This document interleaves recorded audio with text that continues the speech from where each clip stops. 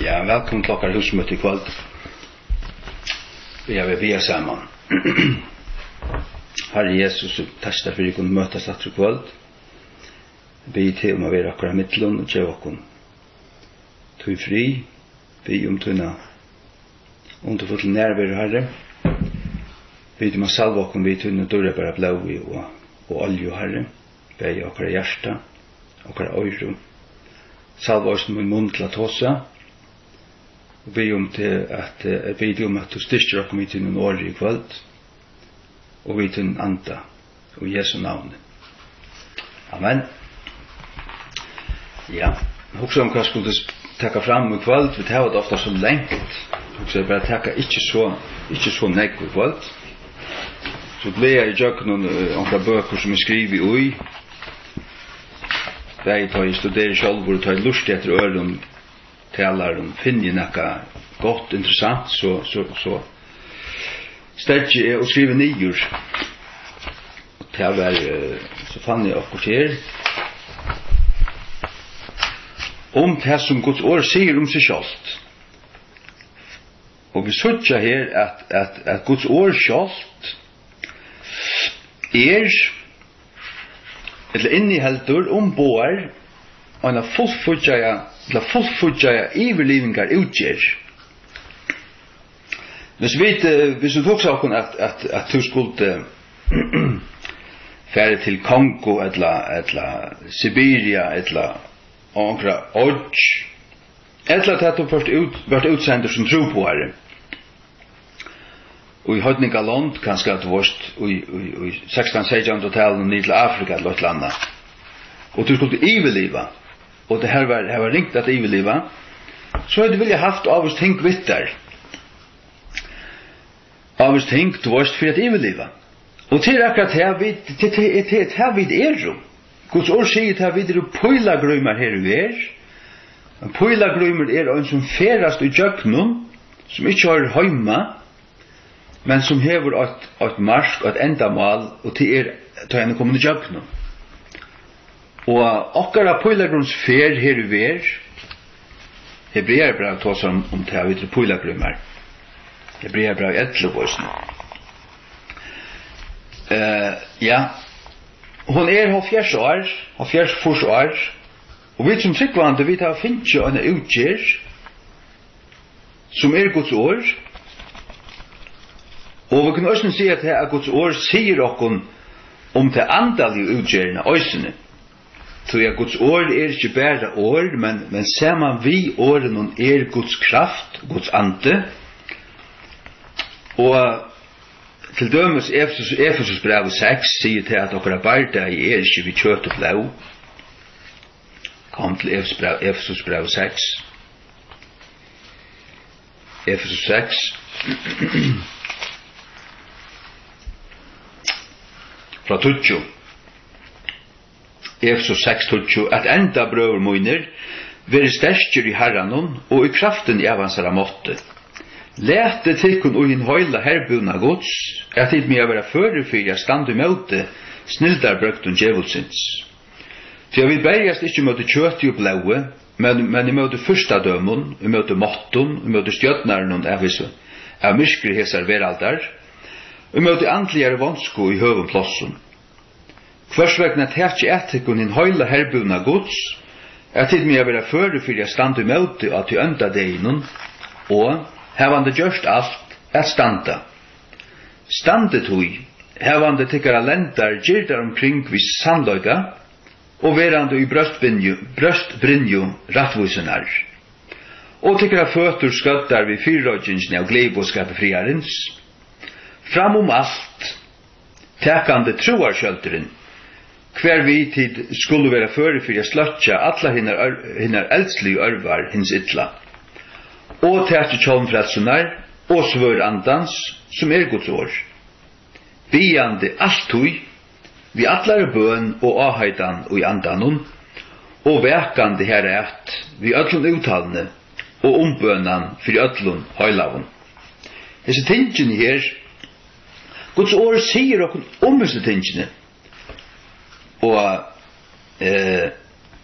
hvis vi tager til dømes länder tycker att girdar omkring vi sannlöka, det är sannlöka Guds ord, så vi känner inte sannlökan utan Guds ord. Verande i bröstbrynju rattvusenar till rattvusen som Jesus giv okon, och henne hever glädjebåskaparen vart okon. Men det är ord om en sannlöka. Det är något som hände av Golgata krosset. Jesus vann okon sunna rattvuse og syndarna fyrirgeving vi sunne blaue, men år sier okon te, og ber okon båskapen om te, og vi tar ikke vite det, utan Guds år. Og tykker at føtter skøttar vi fyrrøytingene av gledebåskapet friarens, til at du gledebåskaperen, at vi, du varst, til nekka som vi skulle være uilaten ui, klar til å boa, fram om alt, tekkande troarskjølteren, men til alt, jeg viser jo at alt det her tenkist åren, men året og anden genga saman. Og så ta sørste vers 18, at vi skulle bia alt vi atlare bøn og avhøytan og i andan. Bia alt vi atlare bøn og avhøytan og i andan. Så det er året og anden saman.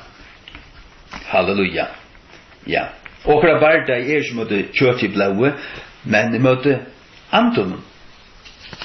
Måtte fyrstadømmen, måtten, stjøtnaren av myrskrighetsar veraldar, og måtte antligere vansko i høven plåsson.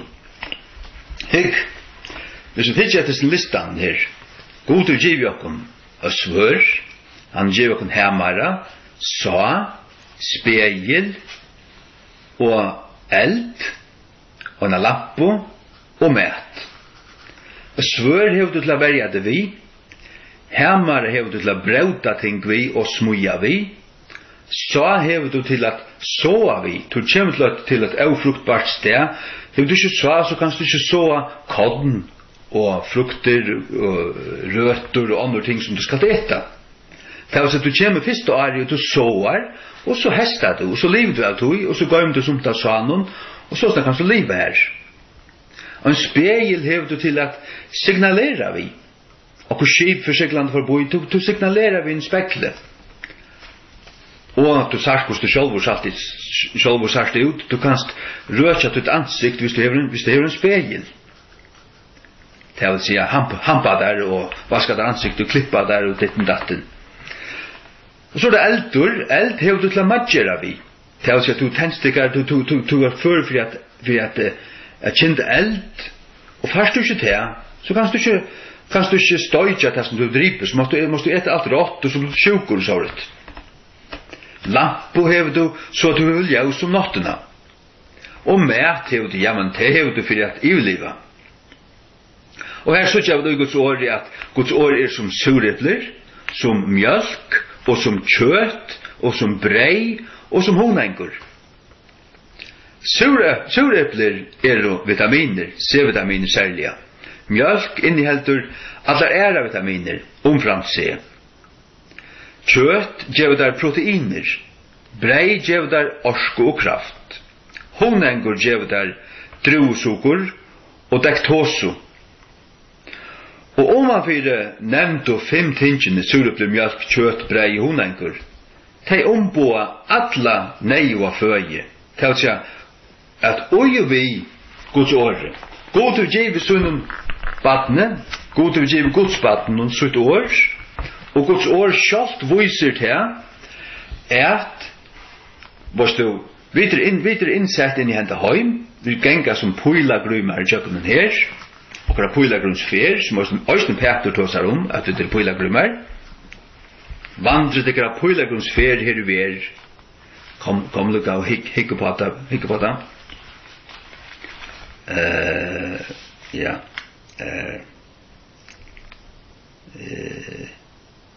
Hva er det?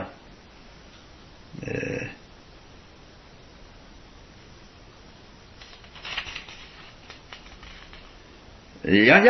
Ikke så 4 Peter 2. 4 Peter 2, 11. 4 Peter 2, 11. Karlige hatt elskavo, bønetikkun som fremmandar og pøyla grøymar, halte tikkun fra kjøtligen gyrntun, som krutjast i møte salene. Pøyla grøymar, pilgrim, En filmer eller en bok at Pilgrim's Progress skriver 1600-tallet. Og Pilgrimen tar skuldt og genka en av seg fer til himmelen, til en av seg boi, og til det som vi skulle. Halleluja. Vi er Pilgrimer. Og god og giv okkene stingen her, han giv okkene svør, til å velge okkene vi. Og til at drepa vi. Altså, og som vi börjar vil jeg si at vi har et av oss krutsk, og ikke krøynen har vi et vapen herbuna, og alt av de tingene svøre. Alle henne tingene som vi sa her var til å velge seg vi. Kjølter, kjalmur, brinja, og gyrdur lendanar, og klattur føtnar. Til alt funkt, men du måste ha svör. En hermar som bara kan välja sig, han hittar inte. Du måste ha svör i ösnen. Du tackar att det här först. Hebreerbrev 4, 12-13. Ja. Hebreerbrev 4, 12-13 i Jesu navn. Til Guds år livande, og måtte mykje, og kvassar i enn nekka tvoi etja svør, gætandi enda til skillingina sundur av sal og anda, og av liunum merke, og en grøynari av hugsanum ravun hjertans. Og heldur nekar skapningur som ikkje eisundur fyre eggsjån hansara, men alle luter nakner og opplatner eion hansara, vi kvann vi heva at gjerra. Guds ord har gætar jöknun skilur sundur sal og anda, lirmerk, sal og anda lirmerk, det vil si sal, anda og holdt. Lirmerk holdt. Så Guds ord arbeider inn av sal og anda og holdt. Og en grøynare av hugsan og ravun hjertans, det dømer og sitter alt på plass. Alt som du hugsar, alt råd som du sagt fyrir der, det som du drømmer om og dine hjärsta, det rekar og dømer Guds ord om. Og andre skapninger ikke eisundur for eksjon hans her, men alle loter nakner og opplatner. Eion hansara. Hansara. Sagt du, her i vers 13 det hansara. Vers 12 det Guds ord. Til god vi sunnen året. Det Guds ande vi Guds åre som dømer, og alt opplatt i eion hansara. Det akkurat som Guds år en personer. Hansara i vers 13, Guds år i vers 12. Men samma forløpet, sagt du? Guds år spukst, til rekar og til prikar. Det sutja vi til Gjerningen Apostlarna kapittel 2, ta i Petur talaie av første kvudsunno. Ta fekk fölkje og en stink og hjärsta, minnast dit. Ja. En stink og hjärsta. Ja. Hva så kjøy til? Til kapittel 3 hjerta. Kapittel 3. Ja. Ja. Jeg har slutt stryke under akkurat her, men det et her, ta jeg vær livet at tala, finket du en stink og hjärsta, og tar vilt, og ja, òsne ta i Stefanus tala, ta varst, finket stink og hjärsta, tog at året rakte dår, han fører jøkken Mauseløv, og prekva i at Jesus var Kristus og alt det, og ta han gjørst her, ta varst,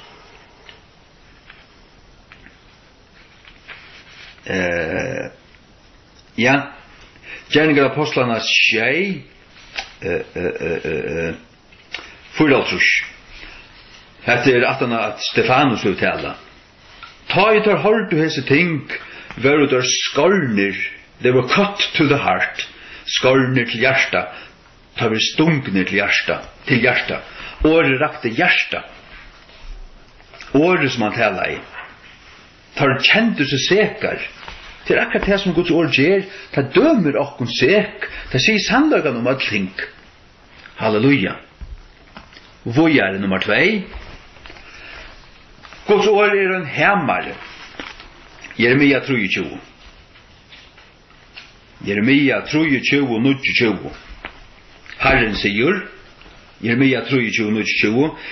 Ikke mitt år som en eldur, sier Herren, og som en hemare, som bryter klettanar og stikker.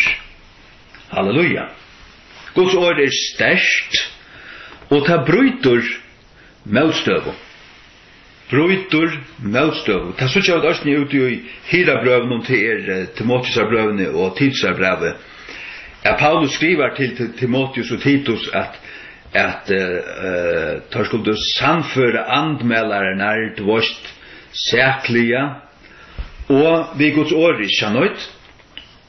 Dette kan lukka færre ut her, vi må ikke finne okkur her, jeg er ikke akkurat 4 dager på det, men jeg vant jeg finner okkur lukka vel. Hikk.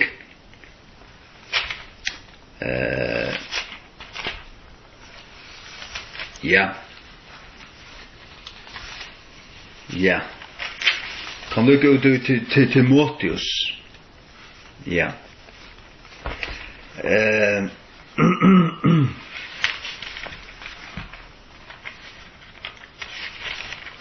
Ja.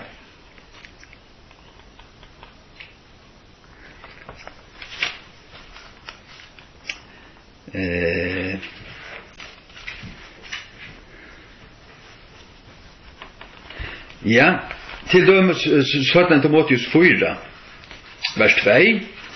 Prætika året, veru klar støve ut hui, utanfyr tui, det vil si ut hui og ut hui, og ratta sett, harsta, formena, vi atlare lenk med og godslære.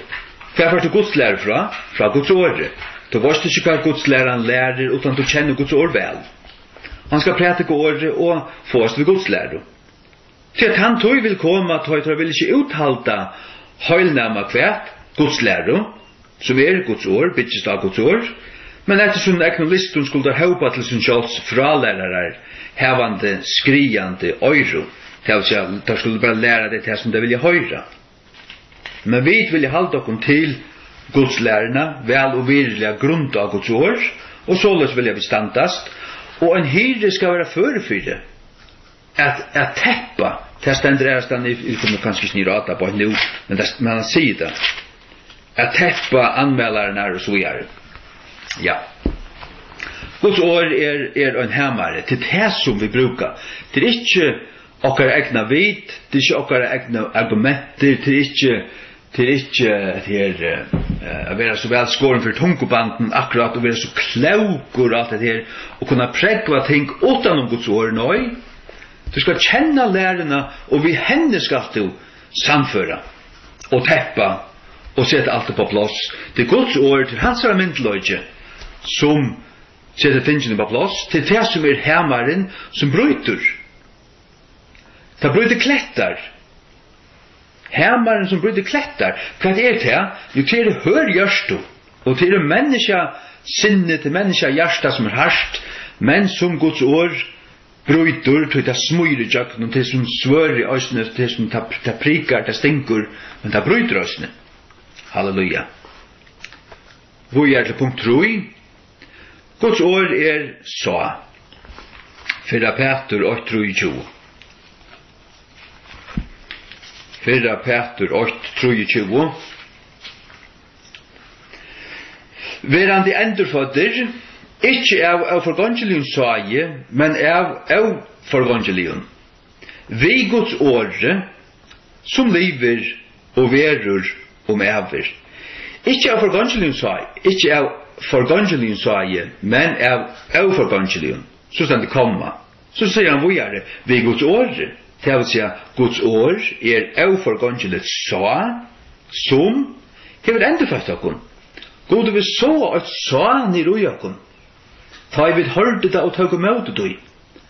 Åre, Guds år, som ikke bare år, men det Guds år. Han sier år som sier okkur avvist ting, som ta i vid søtja deg og få det åpenbære av andan og vi tryggva. For det første evangelien, men også i ødlen øren tingum.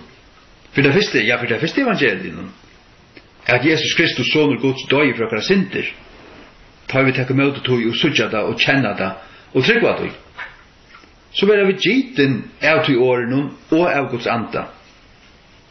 Ange mer kan komma in i ett sucha kongadöme Guds utan han blir född av vattne och av andan. Här så jag så till att Gud brukar sitt år och tog ösne. Halleluja. Vi är till punkt 4. Guds år är en spegel. Jakobs brev. Jakob 8. Här har vi Jakobs brev här. 18 brev. 8, 22-24. Jakobs brev 8, 22-24. Men vere til de gerarar årsins, ikke høyrarar øynans, svujjande til kun sjálvar. Tøy at nekkar vere en høyrare årsins, og ikke en gerare, han luikur manne, skåande sitt naturlige anlit i en glære, til at han skåar seg sjálvan og fer som ved, og bøyna vegin gløymer hver sottar med hvor han vær. Ja. Guds år er sin her spegelen, men det her var det øysene ui. Hver her var vi da nå? 4 Korint, og Jesu navn, halleluja. 4 Korint,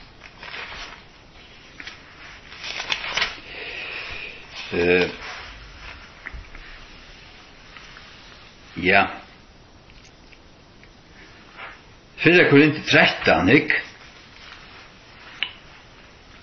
4 Korint 13, 12, her har vi sutja. Så nå sutja vi til jøkken nok lær, skumligane, men ta anlitt til anlitt, og ta glære til glæs, og til egentlig et spegel. Tog at vi har kopplat det her sammen ved Jakobsbrevet, spegelen som spegler okken og som sier okken sannløkken okken selv som sa her i Jakobsbrevet til Guds år. Høyrar i årsins, det vi sa det her, hvis vi får atter til Jakobsbrevet, Jakob 8, 23, nekkar veri en høyrar i årsins, året til Guds år, og ikke en gerare. Så stender vi til han skåar seg sjálvan og fyrir som vi skåar seg sjálvan. Skåar seg naturlig anlitt og en glære in a glas, og at det året glære til en spegel, sagt du. Det stender ikke spegel, det stender glære, men det glære en spegel, tror jeg at han skåar seg sjálvan utui. Ja, men så er det en spegel. Og han skåar seg sjálvan og fyrir som vi, og bøyna vi en gløyme hva satt han med han vær. Men hver en løyter inn i henne fullkomne lovfratsis, og heldur av her ui, han verand ikkje ein gløymenhøyrare, men ein gerare verksins. Hesum mævren skal vera signavur og gjer søyne. Halleluja.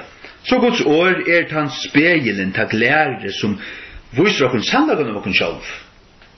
Vi leser ut hui, og ta dømer hokstaner og ra hjertans, ta setter alt på plass, ta sier sannlagan om okkur, og sier så sannlagan om hva god gjør fyrir okkur. Halleluja.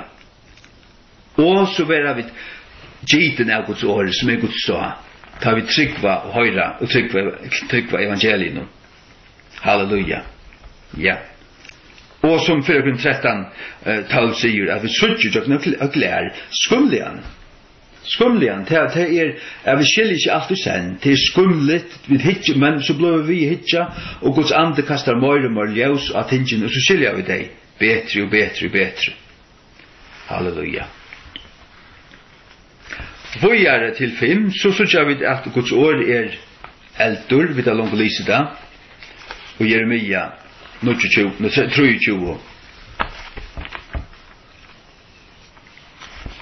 Jeremia 23, 22. Ikke mot år som eldur.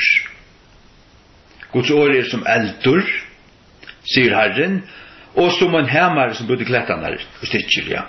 Guds år eldur, og eldur, Guds år opptar dregg, til dregg, og i høyraren, og tar rønsar. Eldur brenner, eldur rønsar, eldur brenner ting opp, som ikke øya være her, og så det etter som rønt, det rønsar. Eldur rønsar. Ja. Så Guds år som eldur. Ikke mot år som en eldur, sier Herren. Jo, hans ord som eldur. Og ta rønnsar, skitt og dregg ur okkon, og det som så etter, det det som god til å lagt ui okkon. Det er verande, og det skal leggja til tre, tøy, og vekse og nørast, så det er størst. Og det som Guds ord dømer og brenner, det skulle ta av at lette færa. Vi er til punkt 6. Guds ord en lampa. Salmor 119, vers 105. Tutt år en lampa tja fautum munnen, og et ljus tja gøtum munnen. Så her var vi Guds år, så det en lampa. Sagt du, Guds år nyttar til ikke hvis bautjen ligger bare atelaten i postkassan, eller skellespannen, eller nattborren, eller kvers, eller hytlene. Du måst taka hana ut, leta hana ura sånne her klara plastpåsan, og börja lesa igjen. Hva signa ord? Les nu igjen. Så hun en lampa, så hun ljus, så at her genga, så sarst du hva du gongur.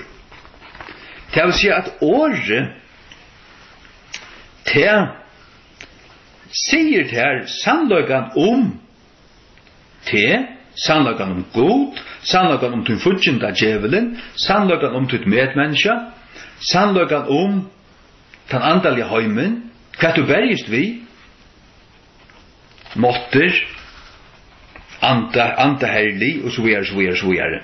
Det sier det her, så du sarst, og skilur, og vitande, og ikke blindur, men suttjande. Ja, Guds ord opplyser. Halleluja. Det er vel ljus. Guds ljus. Ta i det lese det. Ikke bare lese det, men vi er god lette det opp. Således at du kan godt lese det og ikke suttja. Her det året og anden. Anden må komme til hjelper. Ja. Ja. Anden må komme til hjelper. Hvis vi leser vers 130 her av som så jo, inngången av årentøynen djever ljus. Det djever tøymen øynfald og skil. Men inngången, så det altså inngången i hjertet. Det til at du skiler det. Skiler det. Ja. Og Jesus tåsar oss om det og i lukningsen om samanen til oss, som høyra det, men fætta det ikke. Og det gagna dem ikke. Men så andre som høyra det og skilja det og tekka vitt ut av oss, og akta det. Og akta det. Det er ikke bare at jeg har hørt det og vite det og kjenne det. Jo, jeg har hørt det her, jeg vet og vite det, men skilja det og akta det. Halleluja. Hva er det? Vi løste det på en hjørne. Jeg vil en gjerare i årsens. Gjerare, det en som gjer det som man høyrer.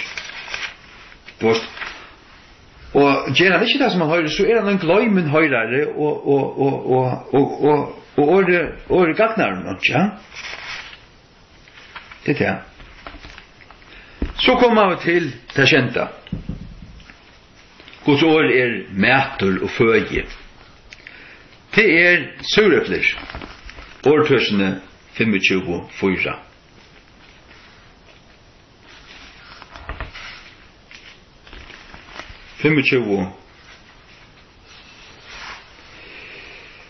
Nei, det det ikke. Jeg har skrivet feil her. Ikke årtøsene 25-4.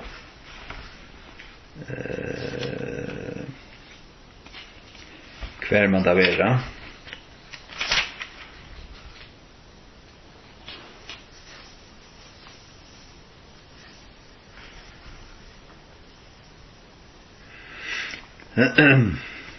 Hatta må I ratta, ta I legge det ut.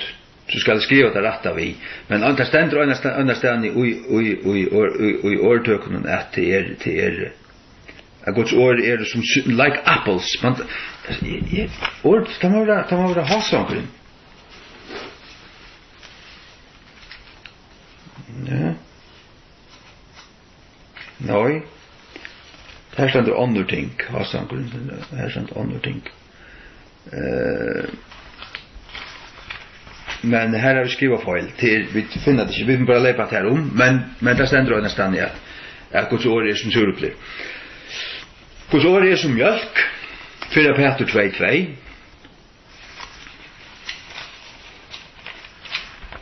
Peter 2:2. Som nyfödda barn eller som nyfödda pinkobarn trai hina falsleg som mjölk årsins att det mer växa här av. Som nyfödd pinkobarn, det som nyfrälst. Det är inre människa som är ändrefött. Det är inte nyfödd pinkobarn i halten. Det är nyfödd godsbarn, nyliga frälst. Så ska det tråa hina falsleg som mjölk årsins. Det början av lärdomen i Guds ord. Att tråa, lära vita. Och vita sannlökan och lära sannlökan. Fyra vi mer växer av. Tar vi gera det här så växer vi. Halleluja. Guds ord är kött. 4 Korinter 3:2.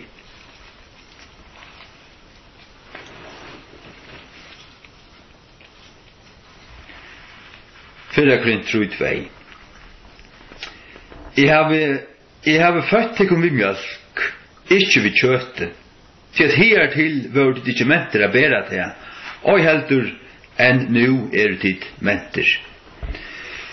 Det vill säga mjölk mot kött. Mjölk som vi långa har hört. Det det första som ett nyfött pinkobat så tror det mjölkårsens. Det vill säga kött det den fasta fögen. Det vill säga djupare ting, fastare ting som anden lærer en som har vært flest og langere, en som kjenner Guds ord, en som er kommet djupere. Og det sender også om til å Hebreerbrevnen, for det er det 4-5 her aløy. Ja. Hebreerbrevet 5:14. Fra 13. Hebreerbrevet 5:13.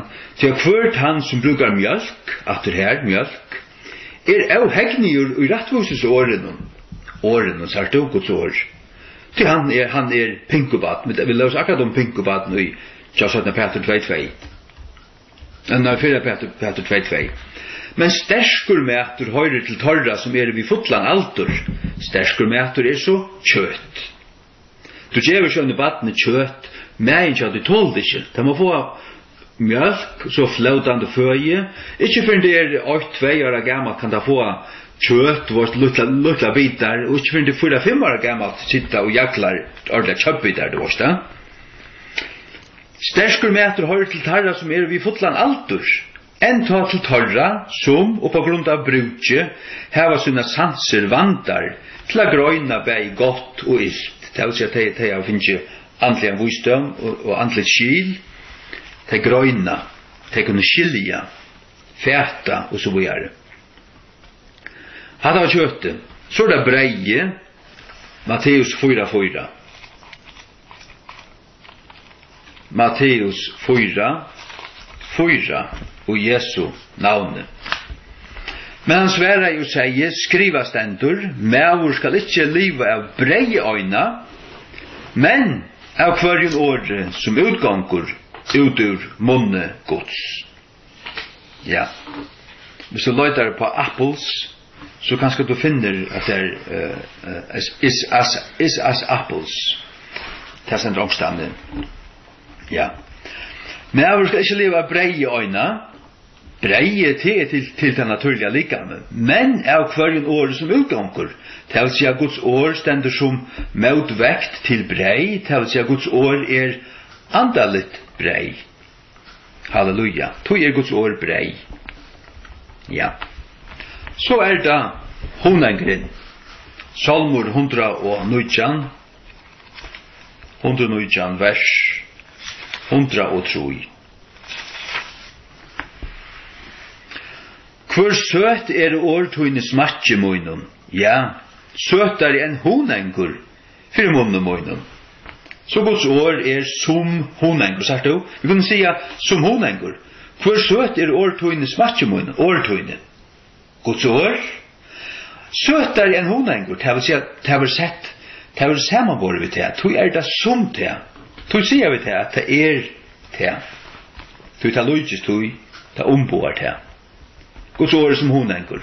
Så får vi C-vitaminer och annat, vi får alla ära vitaminer genom mjölk, vi får protein ur kötten, vi får orsk och kraft ur kottnen och brejen, och ur honängen får vi druvsukker och laktos och sånt där.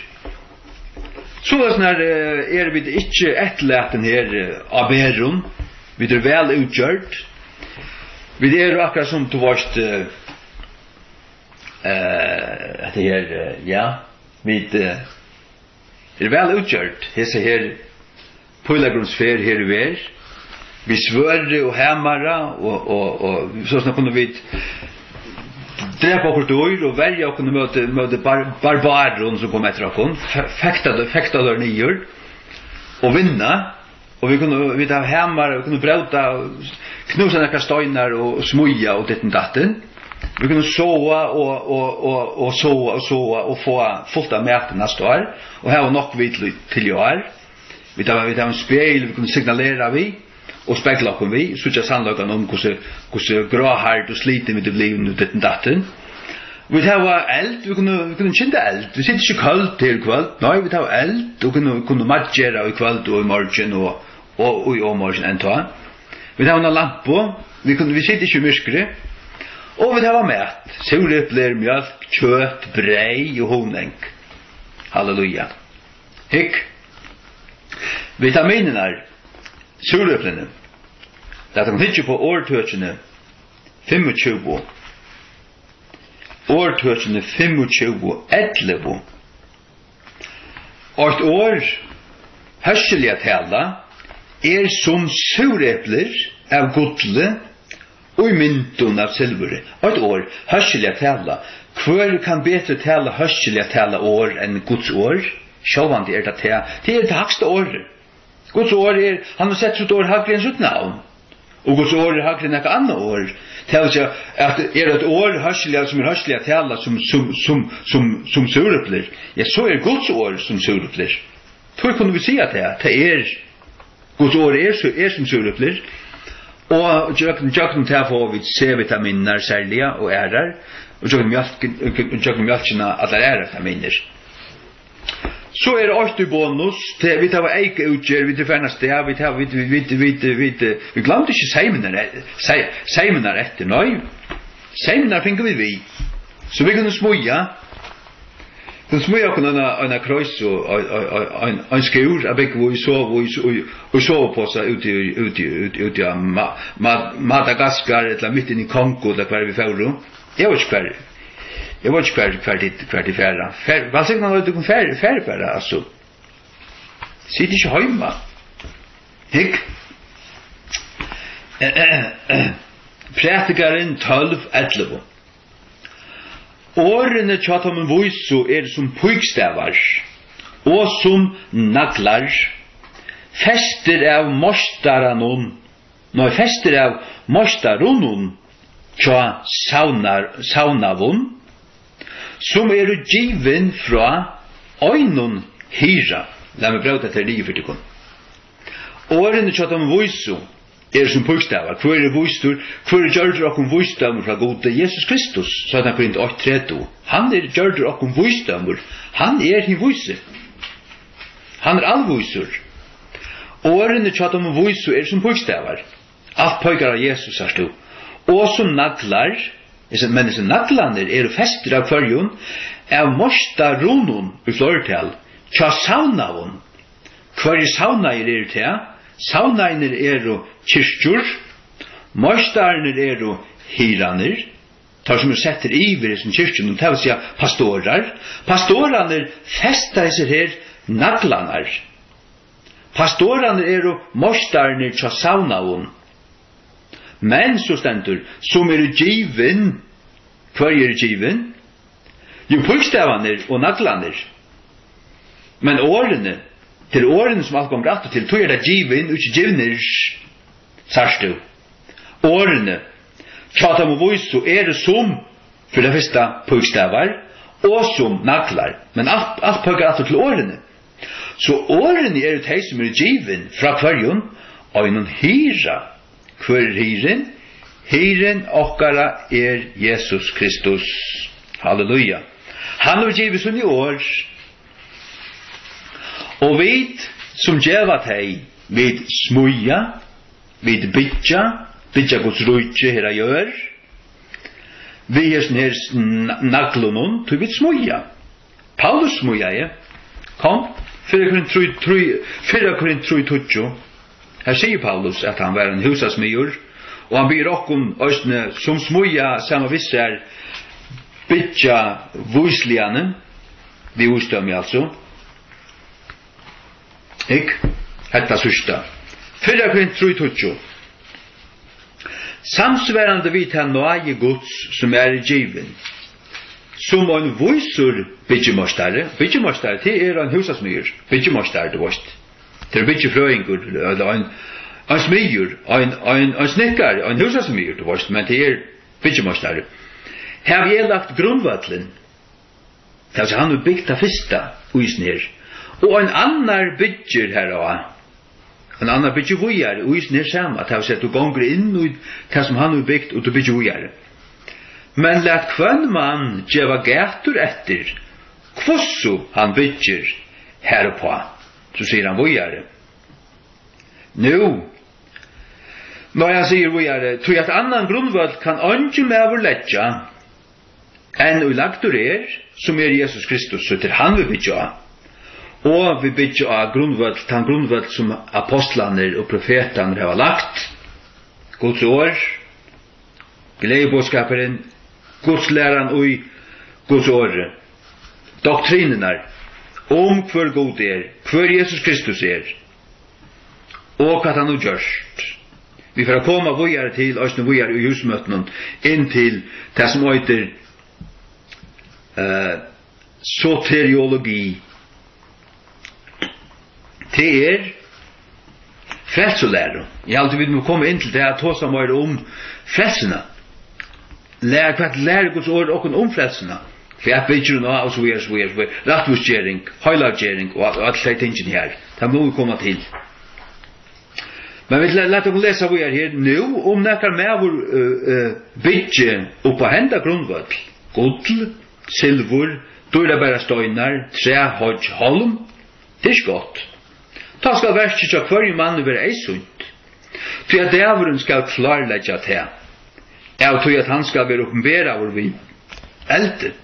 Vi elte. Dæveren til døma dæver. Han var oppenbæra hvor vi elte. Og elduren skal røyna verst til hver mann av hver en slege til Om verst til hver mann vil verande. Som han har byggt her og på hver, og på Krist. Og grunnvall apostlana. Du fæst ikke ut om, og finner på at du gjør din egen versjon, og helst det bygger godt rujtje hvor det. Det ikke byggt av retta grunnvall, så bygger du ditt egna, og det blir ikke standande. Så det viktig, så sier han at her, let kvann man djeva gatur etter kvossu han bygger her på.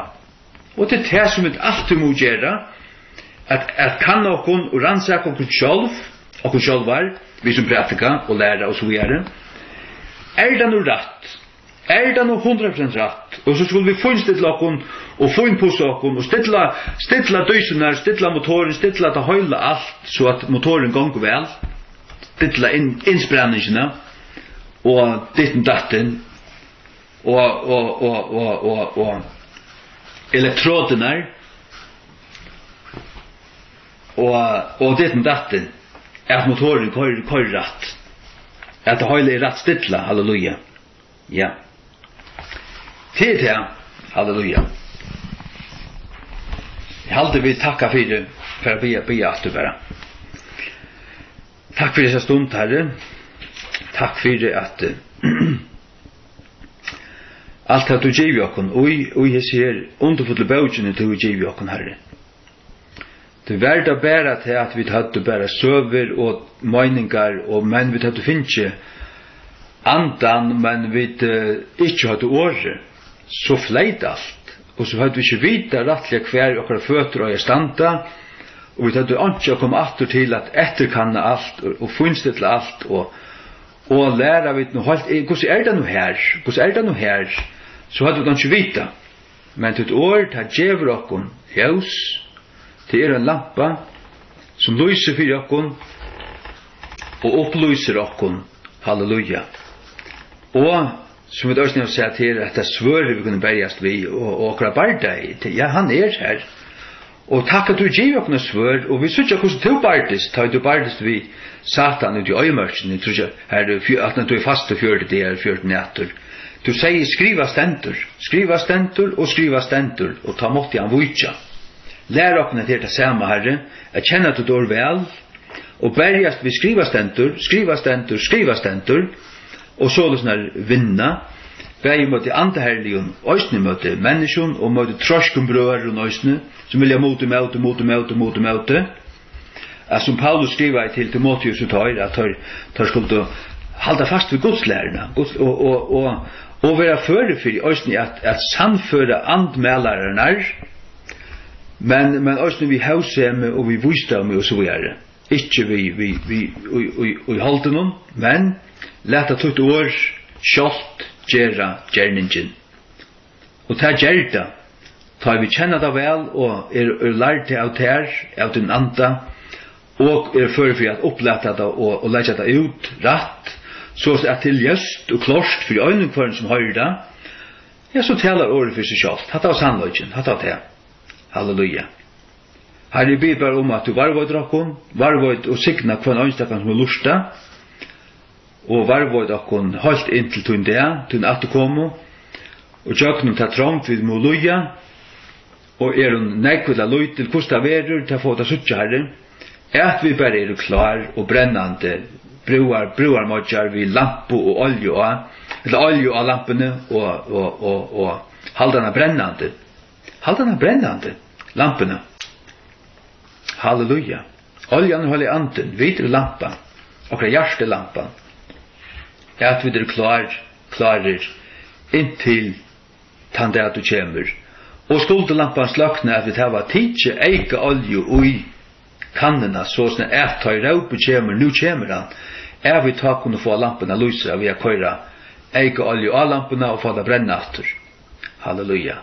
Halt okon røyn, halt okon brennande, vask okon daglig av din døra bara blaue, vask okon vid din åri herre, styrk okon og løy okon.